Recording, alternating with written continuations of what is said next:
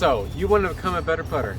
In today's video, I will share with you 5 tips that I use to drastically improve my putting. If you follow these 5 tips, I guarantee you that you'll become a much better putter. Let's get into it. Tip number 1 is choosing your mold. I know it might seem obvious, but you need to stick with the same putter for a long time. I know when I go out and play around with my friends and one of my friends is missing a lot of putts, he'll say, "Oh, this putter sucks. I'm gonna switch putters. I'm gonna go back to the so-and-so." Don't do that. It's not helping you. It's only hurting your game. The putter is not the reason you're missing putts. It's you. I know you don't want to hear that, but it's the truth. You need to find a mold that's really comfortable for you. It doesn't matter what the mold is.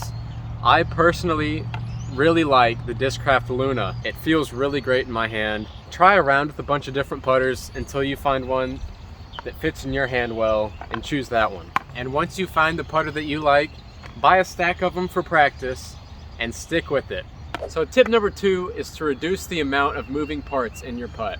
I'll show you what I mean. What I would used to do when I started playing is really swing back on this leg and get a lot of momentum into my putt. But I've learned, especially inside 20-25 feet, you really don't need that much legs.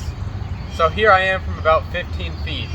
Instead of swinging all the way back and doing this motion here, I found it's better just to stay stationary and use pretty much all arm. Like that. It's a lot easier to keep this putt consistent, moving your arm instead of trying to time up your arms and legs all together. Also trying to keep your putt as clean as possible. I know some people like to copy Paige Pierce and her moving the disc over the head, but that's just a lot of added variables that don't need to be in the putt. Just move the putt here, down into your pocket, and then up into your release point. There's no reason to be doing all this random stuff and swaying back and forth if you don't need to. Alright, so tip number 3. This is probably one of the most important tips that I have ever learned, and that is to pop your fingers at the end of the putt.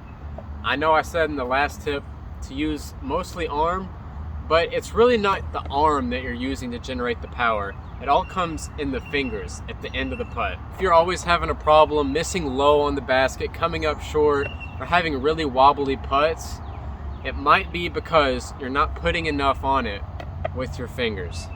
I'll show you what I mean here. So again, I'm about 15 feet out here, and I'm gonna show you how much power your fingers can really give. I'm gonna try to use minimal amount of arm movement as possible. Just do the fingers. Watch this. See that? I missed, but you get the idea. Flexing my fingers out as fast as possible. As fast as possible. Just a little twitch motion right at the end. A good drill I've learned to practice this could be anywhere. You don't even need a basket. Is to hold a disc in your hand like you're putting. Just flick it up with your fingers. It's the same movement in the putt. Just hold the disc, pop. Hold the disc, pop. Hold the disc, pop. And that's all it is. And to go along with this tip about the finger pop, you want to shake hands with the basket. So just imagine the basket is a person and you're just meeting him for the first time. Boom, shake hands with them.